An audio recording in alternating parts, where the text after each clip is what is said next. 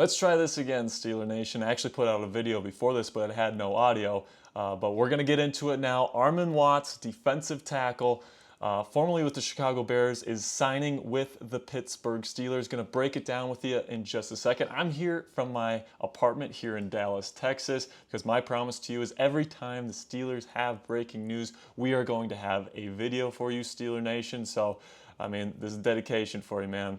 I've been working all day. Get this news here at home, about to have dinner. Gotta get a quick video out for you guys. I appreciate you. Go ahead and do me a favor and click that subscribe button for me. We are the fastest growing Steelers channel here on YouTube, and that is for a reason. We have the most dedicated coverage to the Pittsburgh Steelers on YouTube. We got daily videos, we got great NFL draft content coming up, and of course, every time the Steelers make a big move this offseason, we're gonna have breaking news coverage for you here on the channel. So now let's talk about Armon Watts. Okay, so he's played quite a bit of football over the last couple of years. He's had 21 starts over the last 2 seasons, 12 of them last year with the Chicago Bears.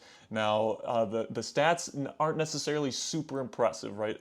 If I'm looking at my notes here from last year, 35 tackles, only 1 sack, a couple tackles for loss. He's seen as more of like an athletic type 3 technique. So that's the same position that Cam Hayward plays.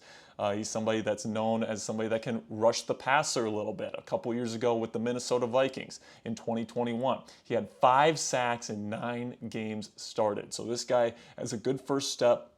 He can get after the quarterback, he's athletic, and he's somebody that you can trust on an NFL football field. Now, because the Steelers have Cameron Hayward and they have Larry Ogunjobi as their starters, I don't think this is a move where Watts is going to be a starter by any means. He's going to be a backup rotational piece. But what this shows me right now is that Omar, the GM, and Andy Weidel, the assistant GM, are really focusing on building the trenches and really building that depth along the defensive line. Because now you're adding Armon Watts to an arsenal that already includes, of course, Cam Hayward, of course, Larry Ogunjobi. But then you also got guys like DeMarvin Leal, who's a very nice, versatile piece on that defensive line. And then you also got Isaiah Loudermilk, who I actually think is an underrated player. Now you got Braden Fajoku and Montravius Adams as your nose tackles. But I think that the Steelers aren't quite done adding this offseason. I still think they're going to add a number 1 starting nose tackle, whether it be in free agency or whether it be in the draft. I think they're going to go get somebody and they're going to let Braden Fajoku and Montravius Adams kind of duel it out for that number 2 nose tackle spot during training camp. It's going to be very, very interesting, man. I think Armon Watts is somebody that is a good fit for what the Pittsburgh Steelers want to do. He's somebody that is good enough to trust on an NFL football field as a starter. If Cam Hayward, God forbid, something happened to him and you need somebody to step into that very crucial role in the Steelers defense, I think Armon Watts is a good backup for that type of position. Right now he's listed at 6'5", 295 pounds, and then he's seen as kind of more of like an athletic type dude. Now he's seen as a little bit more raw, maybe not the most technically refined guy out there, but man, he's big, he can move, he's had production in this league as a starter before. I'm very excited to see what he can do as a backup defensive tackle for the Pittsburgh Steelers. Now I'm going to talk a little bit about what this means for the Pittsburgh Steelers defense in just a second.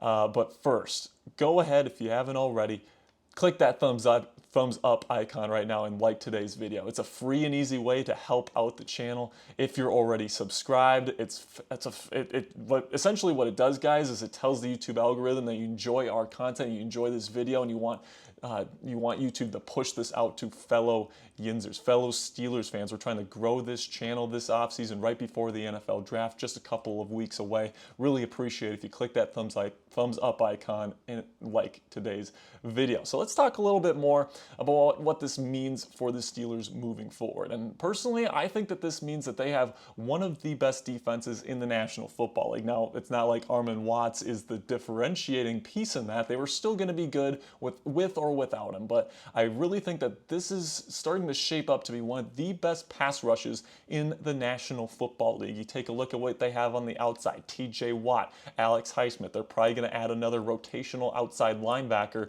through free agency or through the draft or both. And then you look at that defensive line. Cam Hayward, Larry Ogunjobi, DeMarvin Leal.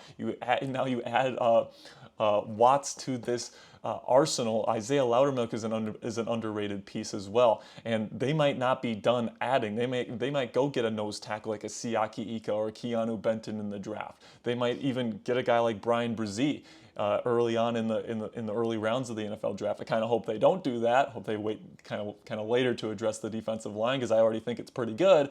But I mean, it's certainly a possibility. Then you look at the linebackers. You bring in Cole Holcomb and Landon Roberts. Probably going to add another coverage type linebacker in the draft. I'm very excited for. I like the safeties that they have. I really like the signing of Keanu Neal. I really like DeMonte KZ. Of course, I love Minkah Fitzpatrick. And then the cornerback room is starting to shape up really nicely as well with Patrick Peterson. And it looks like that they're going to add a really top of the line cornerback prospect to be their cornerback one of the future there on the outside. And I'm really excited to see who that is, whether it be Deonte Banks or Joey Porter Jr.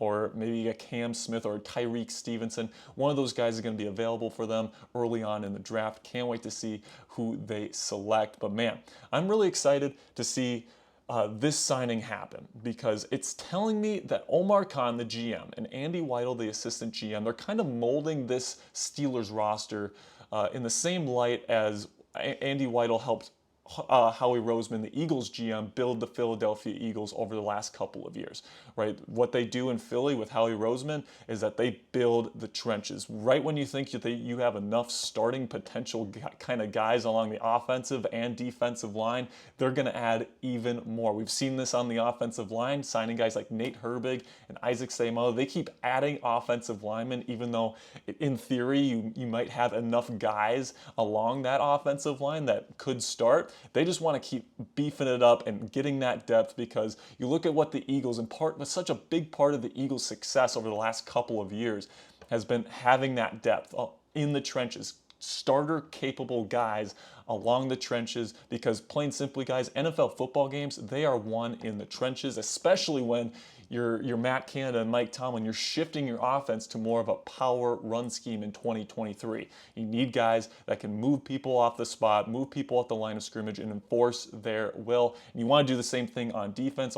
Watts is the type of guy that can do that. Armon Watts is somebody that's been in this league, somebody that's going to be a really good rotational piece, and you know, it can be a good curveball, a little bit of a changeup, and come in relief for guys like Cam Hayward and Larry Ogunjobi when they are tired. All right, when on third downs in those obvious passing situations, having a defensive tackle like this, a backup defensive tackle that can rush the passer, yes, please. I like this signing. Do me a favor right now and grade this signing in the comments section. I can't wait to see what you guys have to say. That give me an A, a B, a C, a D, or an F. For me, for what it's worth, backup defensive tackle signing, I'm going to give it an A-. I think that's a really, really good signing, something that really gives them some nice depth along the defensive line, give them some extra pass rushing prowess, and on a defensive line that's already one of the best pass rushing defensive lines in the National Football League. And not to mention, I'm recording this before the contract details